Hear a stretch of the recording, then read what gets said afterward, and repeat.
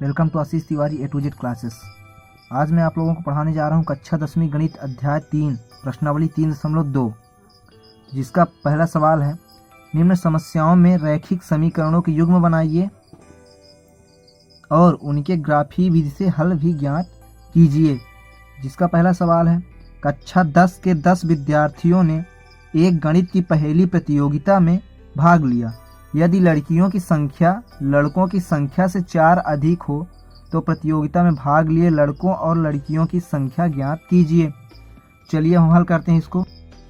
माना लड़कों की संख्या x तथा लड़कियों की संख्या y है। अब प्रश्नानुसार तो प्रश्न में क्या दिया है, कक्षा 10 के 10 विद्यार्थियों ने एक गणित की प्रतियोगिता में भाग लिया।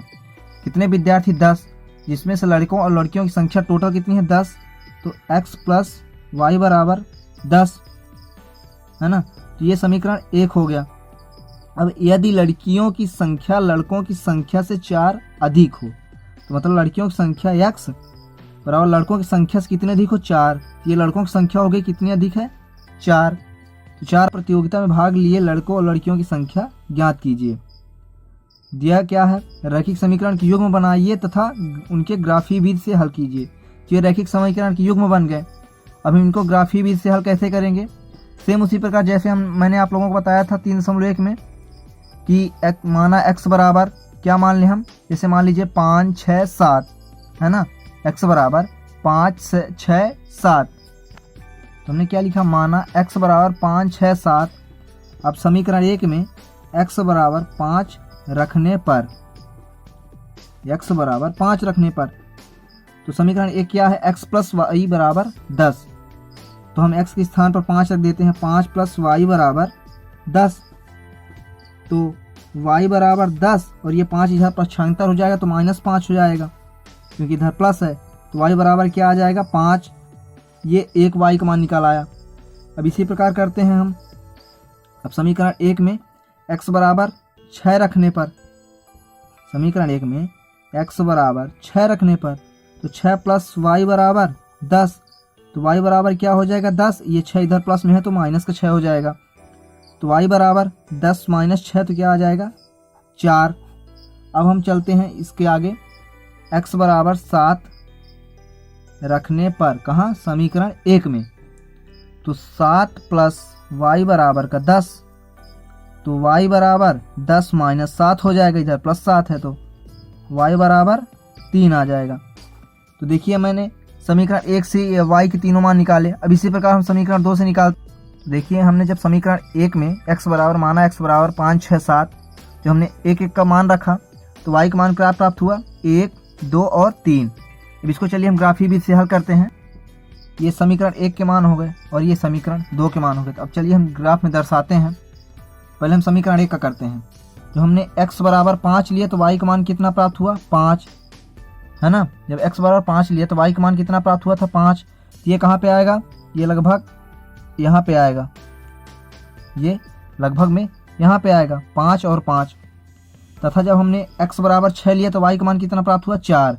जब x बराबर 6 लिया तो y का मान कितना प्राप्त हुआ? 4। तो ये लगभग यहाँ पे आएगा 5 के थोड़ा सा नीचे है ना। इसके सामने 4 के y का 4 लिया। अब जब हमने x बराबर 7 माना, ये यहाँ पे 7 माना तो y का मान कितना प्राप्त हुआ? 3। तो ये कहाँ पे आएगा? लगभग ये लगभग यहाँ पे आ जाएगा। अब इसी प्रकार समीकरण 2 से करते हैं। तो चलिए 2 करने से पहले हम इसको रेखांकित करते। तो ये हमने इसको रेखांकित कर दिया है। अब चलिए हम करते हैं समीकरण 2 को। जो हम समीकरण 2 में जब 5 लिए थे, x बराबर 5 तो y बराबर कितना आया था? 1। ये कहाँ पे आएगा? यहाँ पे आएगा है ना। और जब हमने x बराबर 6 लिया तो y बराबर 2 आया तो ये भी लगभग यहाँ पे आएगा। और जब हमने x बराबर 7 लिया तो y बराबर 3 तो ये इसी बिंदु पर आएगा। अब इसको भी रेखांकित कर तो देखिए हमारा ग्राफ कुछ इस प्रकार है।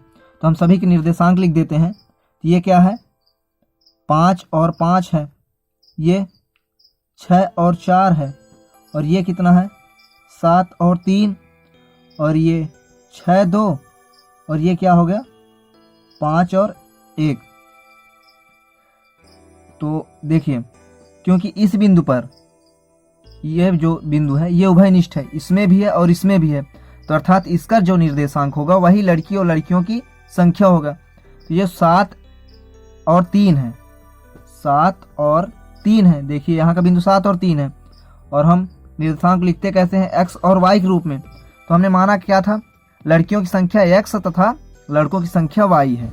तो इस निर्देशांक से हमें क्या पता चलता है, अतः लड़कियों की संख्या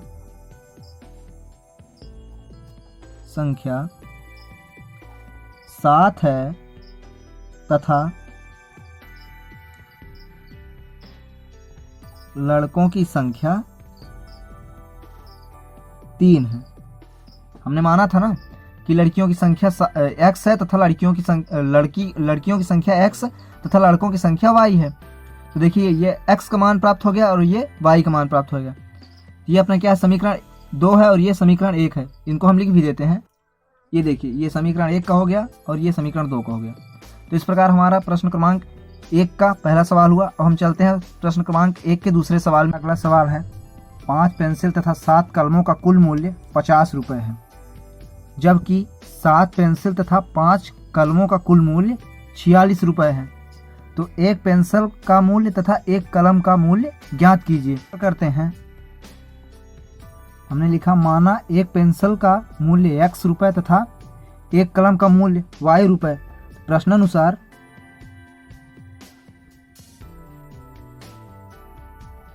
तो प्रश्न में क्या दिया हुआ है, 5 पेंसिल तथा 7 कलमों का कुल मूल्य 50 रुपये है। तो 5 पेंसिल यानी 5x प्लस 7 कलम मतलब 7y बराबर कितने रुपए, 50 रुपये है।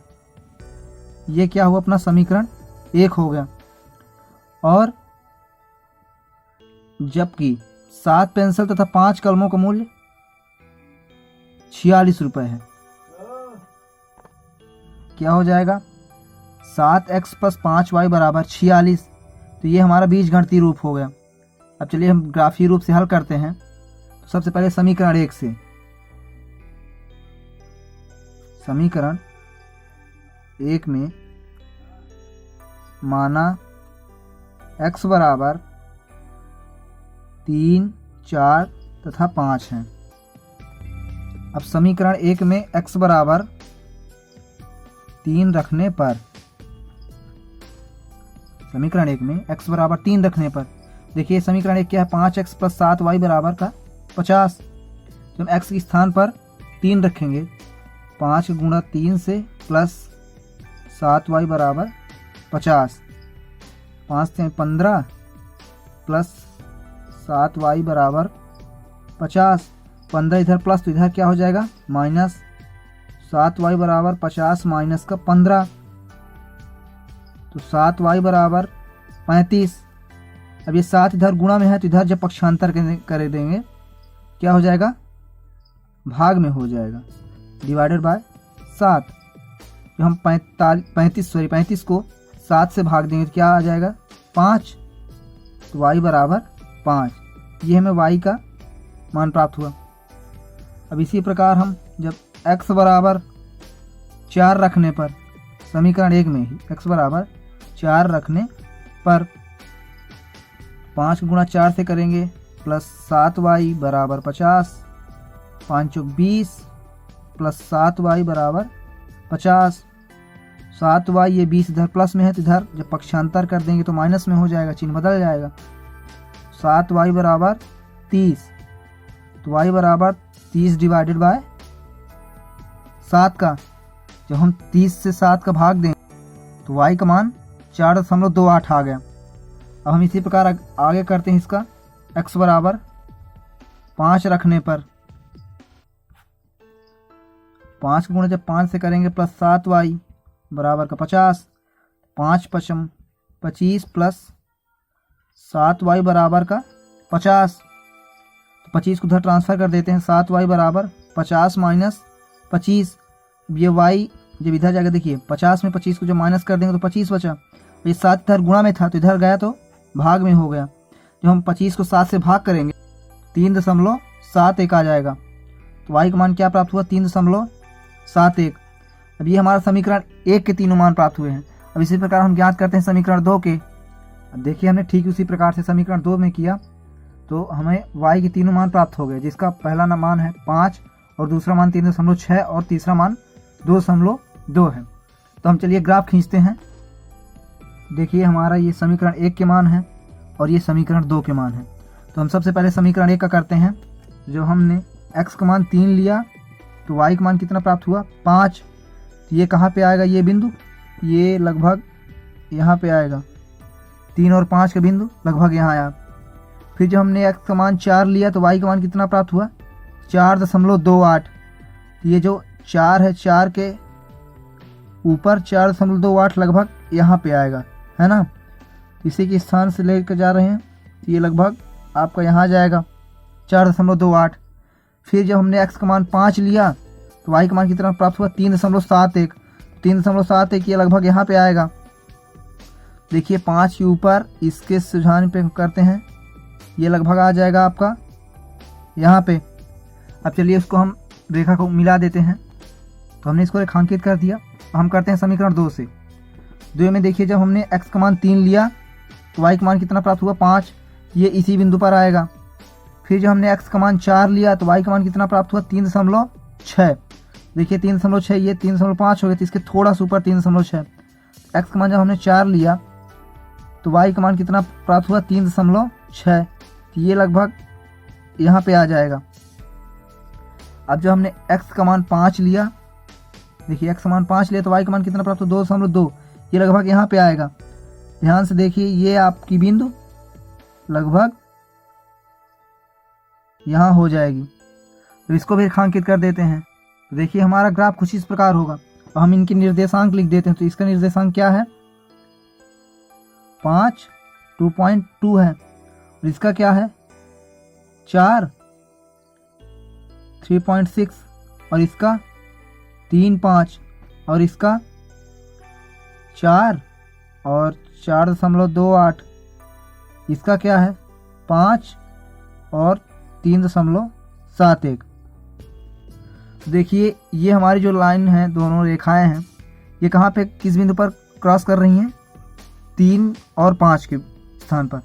तो हम किस रूप में इसलिए लिखे हैं x और y के रूप में। तो अर्थात हमारा जो x का मान है 3 और y का मान है 5। तो हमने x किसे माना था, पेंसिल का मूल्य हमने x माना था। तो हमारी जो एक पेंसिल का मूल्य क्या निकल आया 3 और एक कलम का मूल्य 5 निकल आया। तो हम लिख देते हैं अतः एक पेंसिल का मूल्य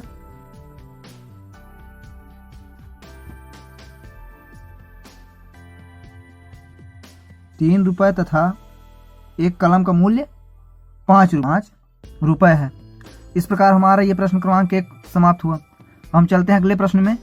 ये हमारा अगला सवाल है, अनुपातों A1/A2, B1/B2 और C1/C2 की तुलना कर ज्ञात कीजिए कि निम्न समीकरण युग्म द्वारा निरूपित रेखाएं एक बिंदु पर प्रतिच्छेद करती हैं, समांतर हैं अथवा संपाती हैं।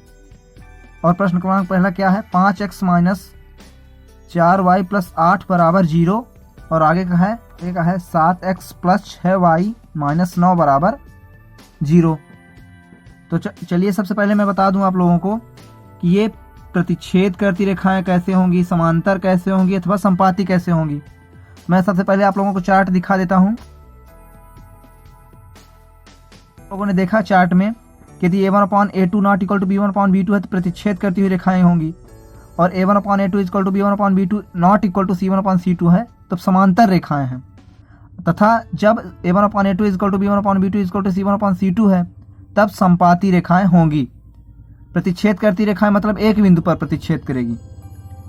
ग्राफ में जो जाएंगे दो रेखाएं वो एक बिंदु पर प्रतिच्छेद करेंगी।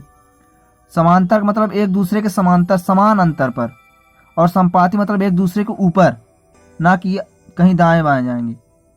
तो चलिए हम हल करते हैं।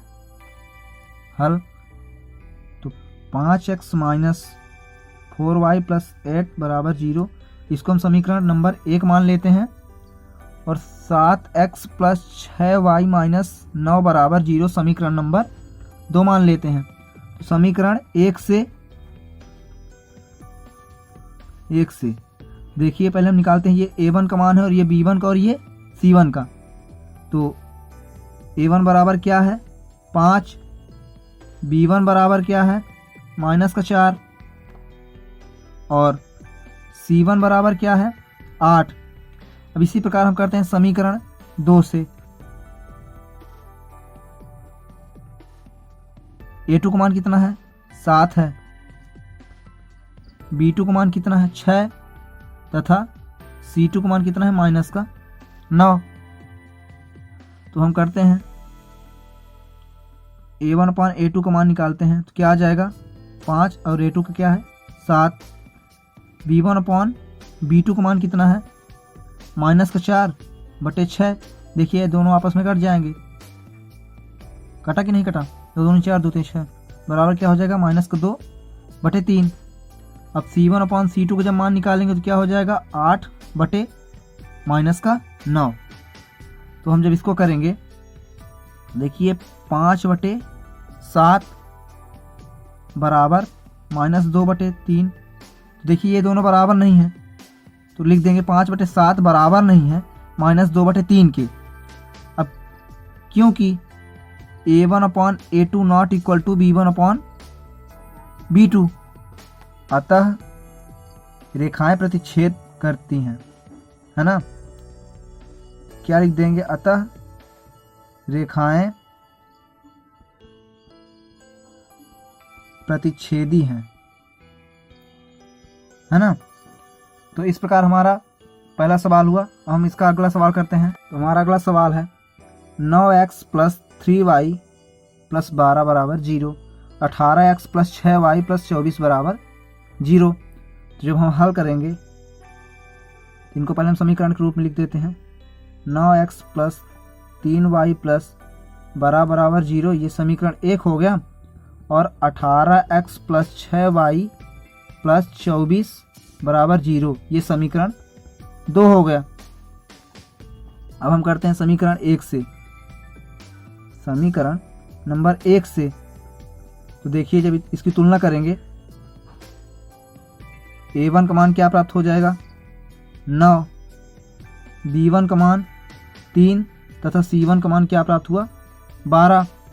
अब इसी प्रकार करते हैं समीकरण 2 से। तुलना करने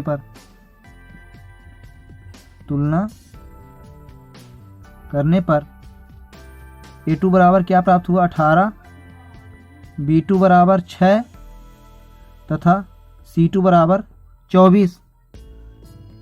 हम चलिए A1/A2 B1/B2 तथा C1/C2 का मान निकालते हैं। तो A1/A2 = 9/18। देखिए 9 कम 9 2 18 कट गया आपस में, तो 1/2 आ गया। अब B1/B2 का मान निकालते हैं। B1 का मान कितना है 3/B2 का मान कितना है 6, 3 कम 3 3 2 6, ये भी आपस में कट गए तो 1/2 आ गया। अब C1/C2 = कितना है 12/24, तो 12 कम 12 12 2 24, ये भी आपस में कट गए। देखिए A1/A2 बराबर है B1/B2 के बराबर है C1/C2 के, है ना। देखिए 1/2 बराबर 1/2 बराबर 1/2 बराबर। तो क्योंकि A1/A2 = B1/B2 = C1/C2 है, अतः रेखाएं संपाती होंगी, है ना। तो लिख देते हैं अतः रेखाएं संपाती होंगी, क्योंकि A1/A2 = B1/B2 = C1/C2 है, अतः रेखाएं संपाती होंगी। इस प्रकार हमारा दूसरा नंबर सवाल हो चुका है। अब हम चलते हैं तीसरे नंबर सवाल में। 6x - 3y + 10 = 0 और 2x - y + 9 = 0। तो हम चलिए हल करते हैं। पहले इन दोनों को समीकरण के रूप में लिख देते हैं। x - 3y + 10 = 0, ये हो गया समीकरण नंबर 1। और ये इधर 2x - y + 9 = 0, ये क्या हो गया समीकरण नंबर 2 हो गया। तो हम समीकरण नंबर 1 से तुलना करने पर क्या प्राप्त होता है। A1 का मान 6, B1 का मान -3 तथा C1 का मान क्या प्राप्त हुआ 10। इसी प्रकार समीकरण 2 से तुलना करने पर तो A2 का मान क्या निकल आएगा 2, B2 का मान -1 तथा C2 का मान 9। तो चलते हैं A1/A2 B1/B2 तथा C1/C2 का मान निकालते हैं। A1/A2 का मान कितना हो जाएगा 6/2, तो 2 तिहाई 6 बराबर 3 निकल आएगा। अब B1/B2 का मान निकालते हैं। देखिए -3 बटे -1, माइनस माइनस प्लस हो गए, 1 तिक्के 3 क्या हुआ 3 निकल आया।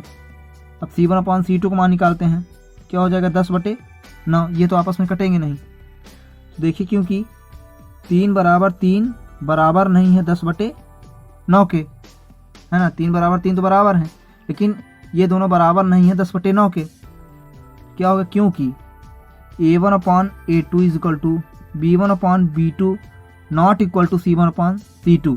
तो आपने चार्ट में देखा कि इस स्थिति में रेखाएं समांतर होंगी, तो हम लिख देते हैं अतः रेखाएं समांतर होंगी।